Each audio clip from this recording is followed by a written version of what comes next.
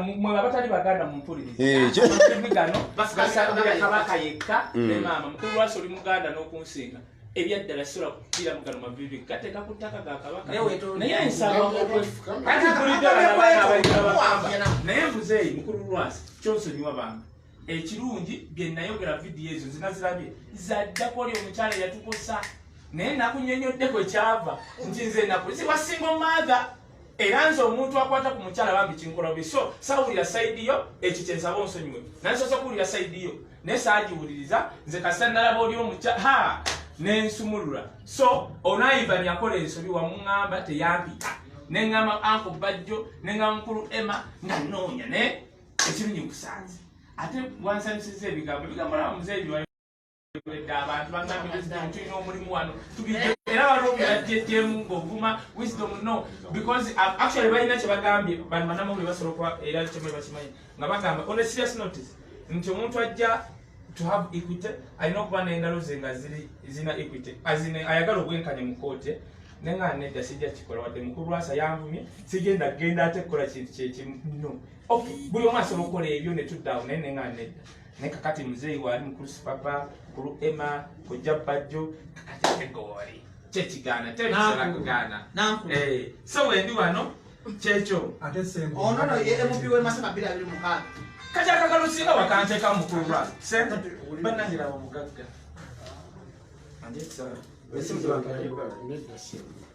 Ulize ebigambo byange njagala Wisdom Kaye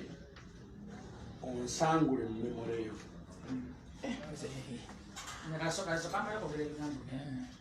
ekyakiwulidde kisooka onsangule mu memore yo beera nga atandabangako beera nga atamanyi onfiise njagala onfiise tonyogerako kirungi kyonna kuba sikyagala tonyogerako kibi tonyogerako kirungi ndeka ntunuulira ng'omulalu bwantunuulira ku kkubo kuba Wisdom Kaye nze mutuufu sina kyenkwagalako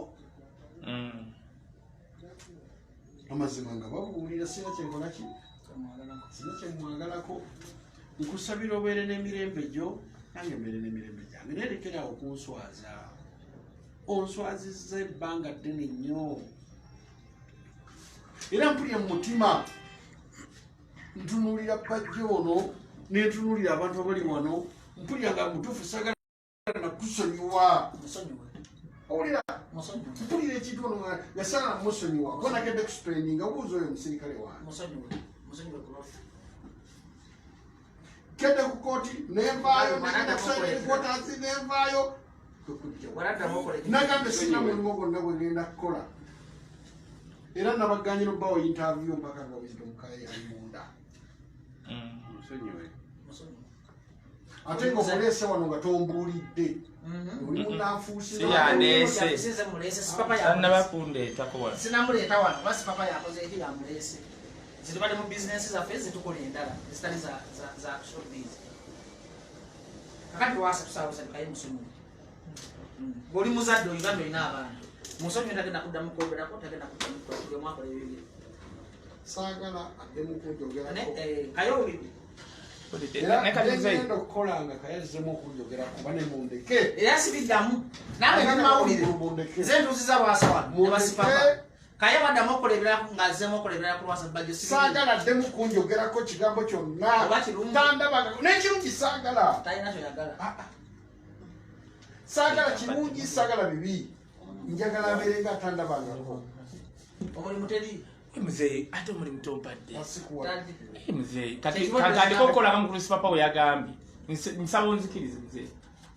ŋŋenda kutandika okukola nga mukulu Sipapa yaŋŋambye ate naivani ono ajja kundirectinga gwe tofaayo sekyaivani kula ivani ono mundeke tujja kwogera naye sisobola kuva mu maaso go nga sirina mulimu Kaye sokobe kubyogera kasama akwasiza mukulu ivani kyokka kimala era bwaddamu okola ekintu kino kirala kinamukamera ekyokola nga kyoyagala Kaye awanise emikono akusoma Oh, mzee. Amina. kino kimala Nedda ssebo, nedda abaganda bagamba. ekikintu ekisinga Abagamba Zaidi eno. Eh. Mzee wapalawudde nnyo, nenseka, naye nga badde Katonda wange ozzeeko n'omulimu. Nze Mr. Paula. Tugenda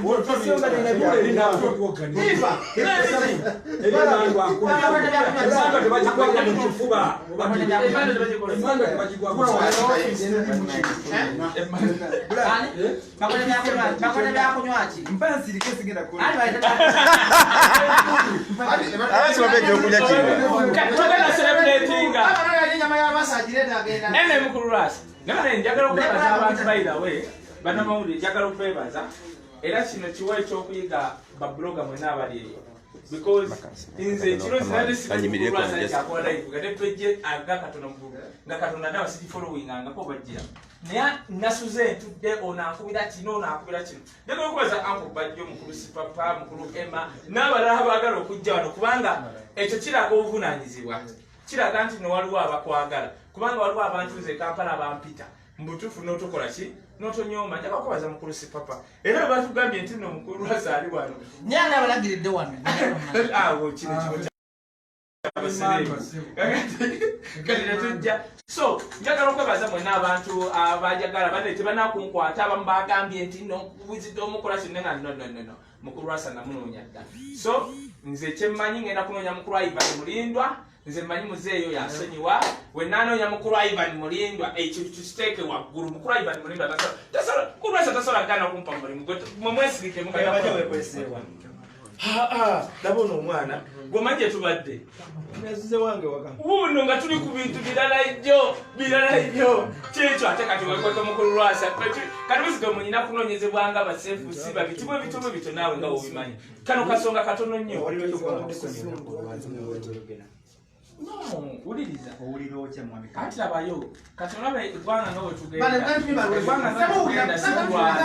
esobola kunyoma giteeke mu ofiisi sisobola kunyoma mukulu Emma sobola kunyoma Sipapa sobola kunyoma mukulu Bajjo naye nja kujja nga bampadde omulimu nja kujja nga bampadde Tomwefasa takumanyi tomumanyi. Aisha kyogeza bulungi. Naye era amazina akola ki? Lwasa musajja muzadde amusonyiwa. Lwasa tuliyaze Lwasa. Nkwasa nno mukulu Ivan mutongole. ayina department ye olabye wamboze nakati kasa mukulu Lwasa ntakikola ekyafaayo bw'oli olaba efayiro etuukira mu dakika abiri kipi mugambe nti ayogereko n'obuzigo omuwakabi wange ndiwa kindi banda sigalezo ebyokulya tuliyo banya bakawandi